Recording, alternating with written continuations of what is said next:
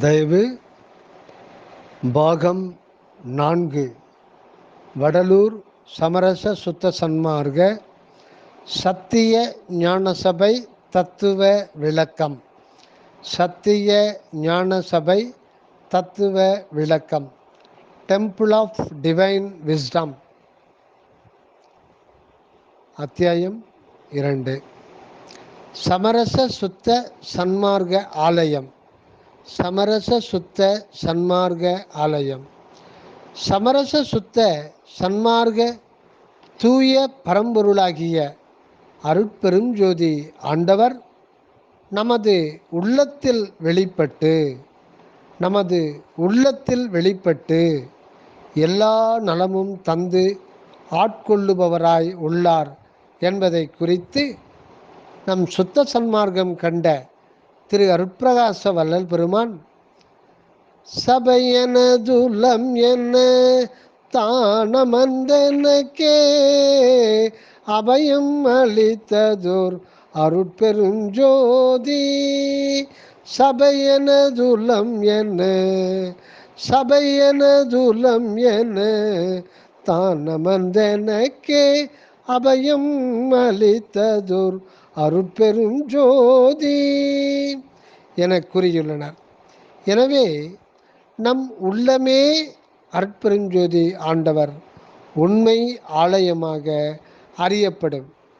இது உள்ளத்துணர்ச்சியாகிய ஆன்ம அறிவு அல்லது மெய் அறிவு விளங்கும் இடமாகிய ஓங்கார மூளையின், அதாவது முகுல மூளை, மெடுலா அப்லாங்கடா, அதாவது நடுமுளை மீது உள்ள பிறை போன்ற பகர வடிவ குழியாக உள்ளதாம்.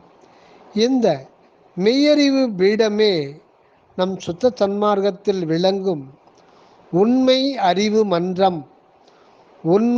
அறிவு மன்றம் அல்லது சத்திய ஞான சபை என்று அறியப்படும். மெய்ப்பொருள் கண்ட மகான்களும் மேற்படி நம் மெய்யறிவு மன்றத்தையும் அதில் விளங்கும் தெய்வ ஒளியையும் தான் அறிந்து ஓதியுள்ளனர். இதற்கு சான்று வாழை சித்தருடைய வாழைகும்மை பாடல். உச்சிக்கு கீழே உன்னாவுக்கு மேல் நீதம் வச்ச விளக்கு எரியுதடி. உச்சிக்கு கீழே உன்னாவுக்கு மேலே நிதம் வச்ச விளக்கு எரியுதடி.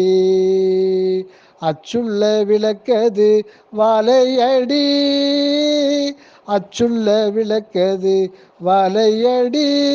அவியாமல் எரியுது வாழை பெண்ணே. அவியாமல் எரியுது வாழை பெண்ணே. மேலும் திருமந்திரத்திலே பச்சிம திக்கிலே வைத்த ஆசாரியன் நிச்சலும் என்னை நினை என்ற அப்பொருள் உச்சிக்கும் கீழது உன் நாவுக்கும் மேலது வச்சப்பதமிது வாய்த்திரவாதே. பச்சிம திக்கிலே வைத்த ஆசாரியன் நிச்சலும் என்னை நினை என்ற அப்பொருள் உச்சிக்கும் கீழது உன் நாவுக்கு மேலது வச்ச பதமிது வாய்த்திரவாதே என்கின்ற திருமந்திரத்தாலும், மேலும் திருவருட்பாவில் கையறவில்லாது நடுக்கண் புருவ பூட்டு. கையறவில்லாது நடுக்கண் புருவ பூட்டு கண்டு களி கொண்டு திறந்துண்டு நடுநாட்டு ஐயர் மிக உயும் வகை அப்பர் விளையாட்டு. ஆடுவதென்றே மறைகள் பாடுவது பாட்டு என்ற திருவருட்பாவிலும் அறியலாம். இவை கொண்டு நம் உண்மை திருக்கோயிலே மற்ற எல்லா கற்பனா ஆலயங்களுக்கும் அதீதமாயும் ஆதார காரணமாயும் உள்ளது என்பது தெளியப்படும். அடுத்து 3. அருட்பெருஞ்சோதி ஆண்டவர் வழிபாடு. அருட்பெருஞ்சோதி ஆண்டவர் வழிபாடு. நம் அறிவு மன்றத்தில் அமைந்து ஒளிரும் அருட்பெருஞ்சோதி ஆண்டவரை உண்மையாக கண்டுகொண்டு வழிபடுவது எப்படி எனில், நம் பதி கருணாநிதியாகிய நம் மெய்யறிவில் வெளிப்படும் காரணத்தால் மெய்யறிவு விசாரம் வேண்டும். மெய்யறிவு விசாரம் வேண்டும். ஆத்ம விசாரணை வேண்டும். ஆத்ம விசாரணை வேண்டும். மேலும் விசாரத்தால் மெய்ப்பொருள் உணர்ச்சி பெறுவதற்கு திருவருள் வேண்டும். இத்திருவருள் அடைவதற்கு ஜீவதயா ஒழுக்கம் கொள்ளப்பட வேண்டும்.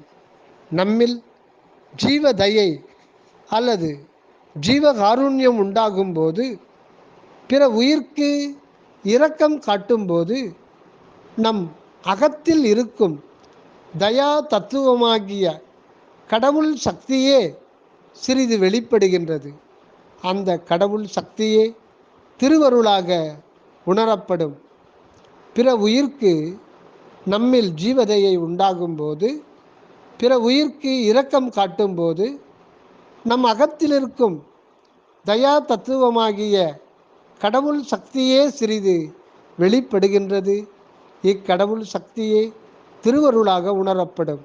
ஆகையால் தயா ஒழுக்கத்தினின்றி வாழ்க்கை நடத்தும்போது திருவருள் உணர்ச்சி நம்மில் பெருகுகின்றது. இந்த திருவருள் பூரண விளக்கம் பெறப்படும் போது நாம் அடைய வேண்டிய அருட்பெருஞ்சோதி சித்தியை பெற்றுக்கொள்ளலாம். ஆகவே ஜீவதேகங்களே கடவுளது ஆலயங்கள். ஆகவே ஜீவதேகங்களே கடவுளது ஆலயங்கள் எனவும், ஜீவகாருண்ய ஒழுக்கமே நம் அருட்பெருஞ்சோதி ஆண்டவர் வழிபாடு எனவும் அறிந்து கொள்ள வேண்டும். ஜீவதேகங்களே கடவுளது ஆலயங்கள் எனவும், ஜீவகாருண்ய ஒழுக்கமே நம் அருட்பெருஞ்சோதி ஆண்டவர் வழிபாடு எனவும் அறிந்து கொள்ள வேண்டும். அடுத்து 4 சத்திய ஞானாசாரம். சத்திய ஞானாசாரம் திரு அருட்பிரகாச வள்ளலார் திருக்குறிப்பு. இதுவரையில் கர்மசித்தருடைய காலம், அதனால் சமயங்களும் மதங்களும் பரவி இருந்தன. இப்போது வரப்போகிறது ஞான சித்தருடைய காலம். இனி ஜாதி சமய முதலான ஆசாரங்கள் எல்லாம் போய் சமரச சுத்த சன்மார்க்க சத்திய ஞானாசாரம் ஒன்றே விளங்கும்.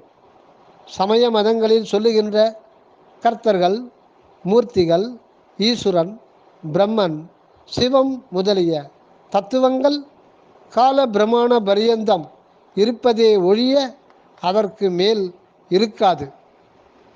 சமய மதங்களில் சொல்லுகின்ற கர்த்தர்களுடைய சித்திகள் சர்வ சித்திகளுடைய கடவுளின் சித்தியின் லேசங்கள். அந்த சர்வ சித்தியுடைய கடவுளுக்கு ஒப்பு ஆகார்கள். கோடி கோடி பங்கு தாழ்ந்த தரத்தில் இருக்கின்றார்கள். இப்பொழுது இருக்கும் வேதாகம புராணங்களிலும் சமய மதங்களிலும் லட்சியம் வைக்காதீர்கள். வைத்தால் சமரச சுத்த சன்மார்க்கத்தில் உங்களுக்கு லட்சியம் வராது. வராவிட்டால் நீங்கள் அடையப் போவது ஒன்றுமில்லை. ஆதலால் அதுகளெல்லாம் பற்றற விட்டு சர்வ சித்தியுடைய கடவுள் ஒருவர் உண்டு என்றும், அவர் ஒருவரே என்றும் அவரை உண்மை அன்பால் வழிபாடு செய்ய வேண்டும். அப்படிப்பட்ட சமரச சுத்த சன்மார்க்கத்துக்கு உரிய கடவுளை வழிபாடு செய்வதற்கு சாதனம் இருவகை. ஒன்று பரோபகாரம், அதாவது பர உபகாரம். சத் விசாரம் 2. பர உபகாரம் என்பது தேகத்தாலும் வாக்காலும் திரவியத்தாலும் உபகாரம் செய்வது. சத்விசாரம் என்பது நேரிட்ட பட்சத்தில் ஆன்மநேய சம்பந்தமான தயா விசாரத்தோடு இருப்பது. நேரிட்ட பட்சத்தில் ஆன்மநேய சம்பந்தமான தயா விசாரத்தோடு இருப்பது. கடவுளது புகழை விசாரித்தல், ஆன்மாவின் உண்மையை விசாரித்தல், தன் சிறுமையை கடவுளிடத்தில் விண்ணப்பித்தல். இந்த மார்க்கத்தால் தான் சுத்த தேகம் பெற வேண்டும். மேற்படி சத்திய ஞானாசாரத்தில்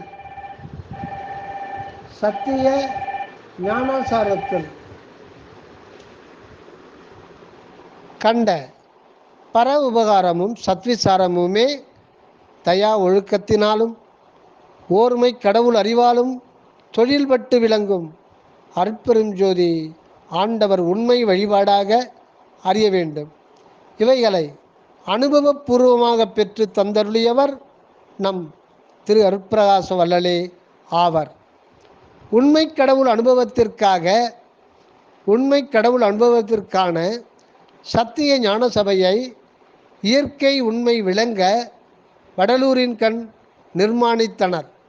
இந்த ஞான சபையின் உண்மை விளங்குவதற்கு சுத்த சன்மார்க்க சத்விசாரம் அவசியம் ஆதலின் அதற்குரிய சமரச சுத்த சத்திய கலா நிலையமும் இயற்கை விளக்கம் பெற காட்டியும் இதற்கு ஆதாரமாய் நின்று இயற்கை இன்பம் ஊட்டி ஆனந்திக்க செய்வதற்குரிய சத்திய தர்மசாலையும் தோற்றுவித்தருளினர்.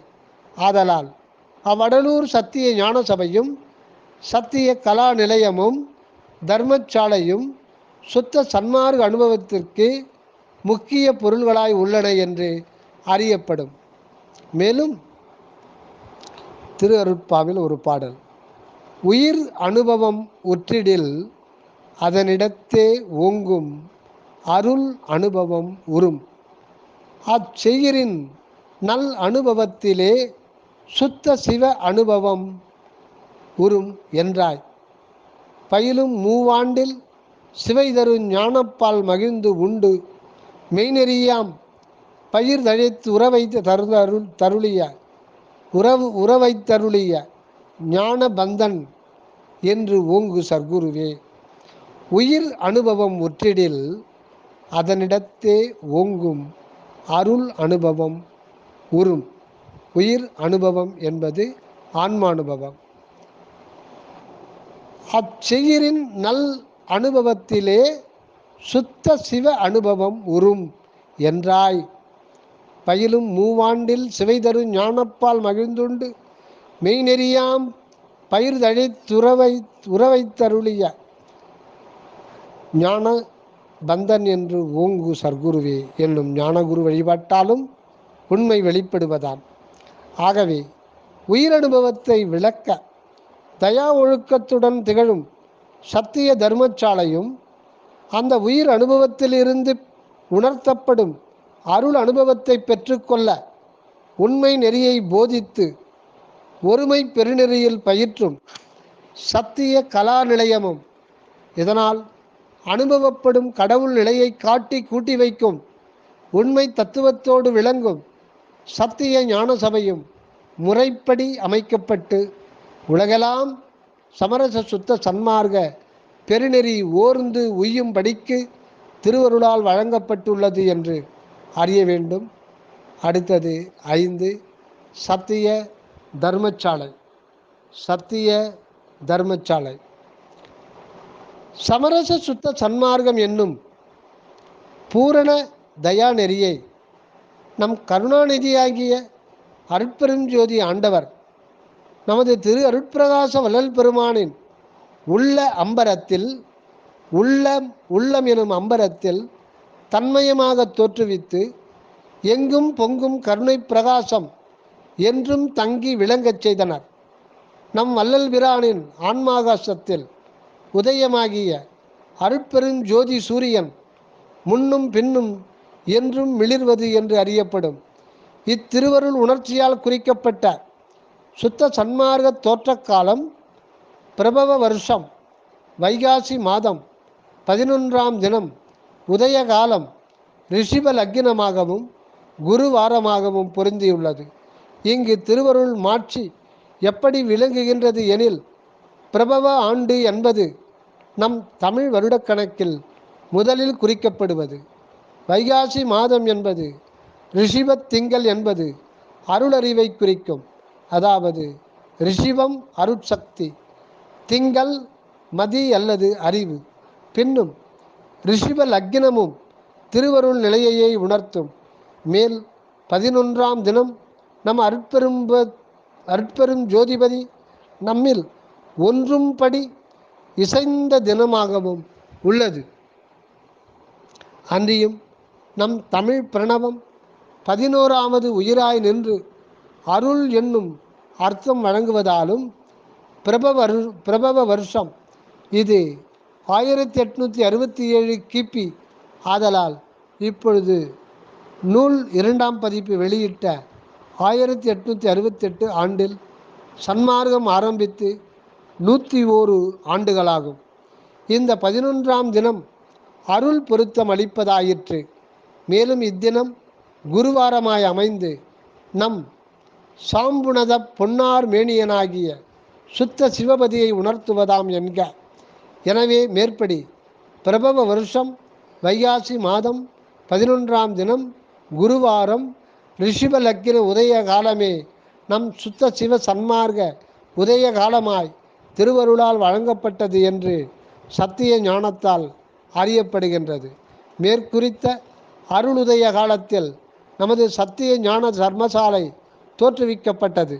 அப்போது ஜீவகாருண்ய ஒழுக்கத்தை பற்றிய விளம்பரம் வெளியாக்கப்பட்டது. ஜீவகாருண்யத்தின் முக்கிய லட்சியம் யாதெனில் எந்த வகையாலும் ஆதாரமில்லாத ஏழைகளுக்கு உண்டாகின்ற பசி என்னும் பெரிய ஆபத்தை நிவர்த்தி செய்வதே முக்கிய லட்சியம் என்று அறிய வேண்டும். ஜீவகாருண்யத்தின் முக்கிய லட்சியம் யாதெனில் எந்த வகையாலும் ஆதாரமில்லாத ஏழைகளுக்கு உண்டாகின்ற பசி என்னும் பெரிய ஆபத்தை நிவர்த்தி செய்வதே முக்கிய லட்சியம் என்று அறிய வேண்டும். அடுத்தது துணை தலைப்பு பசி. பசி நம் தயாபரராகிய கடவுள் நம்மை இந்த ஜீவதேகத்தில் வருவித்து ஜீவசக்தியை விளக்கும் பசி என்னும் மாயா உணர்ச்சியை வழங்கியுள்ளார். ஜீவசக்தியை விளக்கும் பசி என்னும் மாயா உணர்ச்சியை வழங்கியுள்ளார். இப்பசியை தணிப்பதற்கு உணவு அவசியமாகும். இந்த உணவுக்காக ஒருவரை ஒருவர் எதிர்பார்க்க வேண்டியிருக்கின்றது. பசி அதிகரிக்கும் போது ஜீவ விளக்கம் இல்லாமல் மயங்குகின்றது. அது மயங்கவே அறிவுக்கறிவாகிய கடவுள் அறிவு மறைபடுகின்றது. முகம் புலர்ந்து போகின்றது. உச்சி வெதும்புகின்றது. பிரமரந்திரம் அடைபடுகின்றது. காது கும்மென்று செவிடுபடுகின்றது. கண் பஞ்சடைந்து எரிந்து நீருலர்ந்து குழிந்து போகின்றது. நாசி அழன்று கலைமாறி பெருமூச்சு விடுகின்றது. நாக்கு நீருலர்ந்து தடிப்பெறுகின்றது. மெய் முழுதும் கருகி சக்தியற்று ஸ்மரணை கெடுகின்றது. கைகளும் கால்களும் சோர்ந்து தடுமாறுகின்றன. மலசல வழி வெதும்பி வேறுபடுகின்றன. உரோமம் வெறிக்கின்றன. பற்கள் கருகி தளர்கின்றன. இரத்தமும் சலமும் சுவருகின்றன. சுக்கிலம் தன்மை மாறி வரழுகின்றது. எலும்புகள் குழைந்து பூட்டுகள் கட்டுவிட்டு நோக்காடு உண்டாகின்றது. வயிறு பகீரென்கின்றது. உயிரிழந்து விடுவதற்கு மிகவும் சமீபித்த அடையாளங்களும் அனுபவங்களும் தோன்றுகின்றன. பசியினால் இவ்வளவு அவத்தைகளும் ஏக காலத்தில் உண்டாகின்றன. இது எல்லோருக்கும் பொதுவாகவே இருக்கின்றது. இந்த அவத்தைகள் எல்லாம் ஆகாரம் கிடைத்தபோது உண்டு பசி நீங்குகின்றன. அப்போது தத்துவங்கள் எல்லாம் தழைந்து கடவுள் விளக்கமும் ஜீவ விளக்கமும் அகத்திலும் முகத்திலும் வெளிப்படுகின்றன. ஆகையால் எந்த வகையிலும் ஆதாரமற்ற ஏழைகளுக்கு ஜீவ தயையோடு ஆகாரமளித்து உயிர் விளங்கச் செய்வது அவசியமாகும். அடுத்து துணை அத்தியாயம் தயை வெளிப்படுதல். பசித்த ஜீவர்களுக்கு தயையோடு ஆகாரம் வழங்கிடும் போது நம்மில் அமைந்த தயா தத்துவமாகிய கடவுள் சக்தியே சிறிது வெளியில் காரியப்படுகின்றது. இப்படி தயா ஒழுக்கத்தில் நின்று சதா பணியாற்ற கடவுள் தயவு உணர்ச்சி திருவருட்சக்தி வெளிப்படுகின்றது.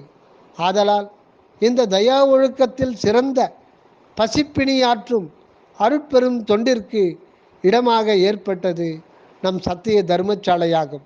இதில் மேற்படி பசியாற்றும் தொண்டை குறித்து நம் பெருமான் குறிப்பிட்டதாவது நம் தர்மசாலையில் சதா அடுப்பு புகைந்து கொண்டே இருக்க வேண்டும். நம் தர்மசாலையில் சதா அடுப்பு புகைந்து கொண்டே இருக்க வேண்டும் என்பதாம். அதாவது தர்மசாலையில் எந்த நேரத்திலும் ஏழை முதலியோருக்கு அன்னமளித்தல் வேண்டும் என்பதாம். அடுத்து துணை அத்தியாயம் பசியாற்றும் பணியில் ஜீவகாருண்ய ஒழுக்கம் பூரணம் பெறுவது என்பது. பசியாற்றும் பணியில் ஜீவகாருண்ய ஒழுக்கம் பூரணம் பெறுவது என்பது ஜீவர்களுக்கு பசி, தாகம், கொலை, பிணி, பயம், துன்பம், இச்சை முதலியவர்களால் அவத்தை நேரிடுகின்றது. ஜீவதயையால் இவைகளை முற்றும் நீக்கி இன்பம் உண்டு பண்ணுவதே பூர்ண ஜீவகாருண்யமாயிருக்க, இங்கு பசியை பற்றி இவ்வளவு முக்கியமாக கொண்டு தர்மசாலையை நிலைநிறுத்தி அன்னதானம் சிறந்து ஓங்கும்படி செய்தது யாது காரணம் பற்றியோ என்றால், பசித்த ஜீவர்களுக்கு ஆகாரம் கொடுத்து உயிர் விளக்கம் செய்து ஜீவதையை வளர்த்து கொள்ளும் ஒருவன் நீர்விடாய் கொண்டு அல்லலுறும் ஒரு ஜீவனுக்கு தண்ணீர் ஈந்து தாகம் தணித்து சாந்தியடையச் செய்வது எளிதாகும். அன்றியும் தாகத்திற்கு வேண்டிய தண்ணீர் லேசிலே எங்கும் கிடைக்கப்பெறும் வண்ணம் கடவுளே ஏரி, குளம், ஆறு முதலிய நீர்நிலைகளை ஏராளமாக அமைத்து கொடுத்திருக்கின்றபடியால் தாகத்தினால் ஓர் உயிருக்கு ஆபத்து நேரிடுதல் ஏகதேசம்தான். மேலும் அன்னமிடுபவன் தண்ணீர் கொடுக்காமல் இருப்பானா? ஆகையால் பசியாற்றும் தயா தொண்டில் தாகத்தை ஒழிக்கும் தயா தொண்டும் கலந்து கொள்ளுகின்றது. பசியாற்றும் தயாளன் பிற உயிரை விளங்கச் செய்தற்கன்றோ இரக்கத்துடன் அன்னம் அளித்து இன்புறச் செய்கின்றான். இந்த தயாளன் உயிர் விளங்கச் செய்வதேயன்றி கொலையாகிய உயிரை மறைத்து கஷ்ட நஷ்டத்தை உண்டு பண்ணும் கொடும் தொழில் புரிய எங்கனம் இசைவான், ஒரு காலம் ஒப்பான். அன்றியும் ஒருவன் ஒரு ஜீவனை கொலை செய்யும் போது அதனுடைய சரீரத்திலிருந்து ஜீவசக்தி முற்றிலும் வெளிக்கிளம்புகின்றது. அத்தோடு அதற்கு உள்ளீடாயிருந்த கடவுள் சக்தியும் மறைபடுகின்றது. மேலும் கொலை செய்தவனுடைய உள்ளத்தில் இருக்கும் கடவுள் சக்தியாகிய திருவருளும் கொஞ்சமும் விளங்காமல் மங்குகின்றது. திருவருள் விளக்கம் குறைய மற்ற எல்லா ஆபத்துகளும் தோன்றும். ஆதலால் அருள் நெறி செல்லுவோன் ஒரு காலம் கொலை செய்யற்கு இசையான். இக்கொல்லாவிரதத்தை கைக்கொண்டு பசியாற்றும் உயிர்காக்கும் செய்கையால் தயா ஒழுக்க நெறியில் ஓங்குவோன் திருவருள் அடைவால் சகல நன்மையும் இரவா வரமும் பெற்று இன்புறுவான். இவ்வுண்மையை திருக்குறளில் கொல்லாமை மேற்கொண்டு ஒழுகுவான் வாழ்நாள் மேல் செல்லாது உயிரின்னும் கூற்று. அடுத்து மண்ணுயிர் ஓம்பி அருள்வார்க்கு இல்லை என்பது தன்னுயிர் அஞ்சும் வினை என்ற தேவர் குரலாலும் தெளியப்படும். ஆகவே பசியாற்றும் காருண்ய வழிபாட்டில் கொலை தவிர்க்கும் குருவருள் வழிபாடும் குழவி நிற்கும். இக்கொல்லாமை கொல்லப்படும் போது புலால் உண்ணாமை தானாகவே விளங்கும். புலால் உண்ணுவதால் கொலை தொழிலும் அதனால் பேராபத்தும் பெரும்பிணிகளும் தோன்றி இறப்பை விளைவிக்கும் என்று அறிய வேண்டும். ஆதலால் புலை ஒழித்து கொலை தவிர்த்து ஜீவதையை உடையவர்களாகி திருவருள் அடைந்து உய்ய வேண்டுவதே திருவருள் நோக்கமாகும். இதற்கு மேல் ஜீவகாருண்யம் உடையவன் பிறர்க்கு உண்டாகும் பிணி, பயம், துன்பம், இச்சை முதலியவைகளை கண்ணுற்றும் அறிந்தும் சும்மா இருக்க மாட்டான். எவ்வித முயற்சியாலும் தந்திரங்களாலும் அந்த ஜீவர்களுக்கு உண்டாகும் அல்லல்களை ஒழித்து ஆனந்தமுறச் செய்வான் என்று அறிய வேண்டும். ஆகவே பசியை தவிர்த்து உயிர் விளக்கமும் கடவுள் விளக்கமும் நலன் உறத் திகழச் செய்யும் நற்காருண்ய பணியே பூரண தயா ஒழுக்கத்திற்கு அடிகோலில் இருப்பதால் தான் நம் சத்திய தர்மசாலையில் அன்னதானத்தை பிரதானமாக என்றும் விளங்கும்படி ஆங்சை செய்யப்பட்டது என்று அறிய வேண்டும். ஆகையால் தர்மசாலையில் பூர்ண தயா ஒழுக்கம் தடைபடாது துலங்கி மிளர்வதாக. தயவு. அருட்பெருஞ்சோதி தனிப்பெரும் கருணை.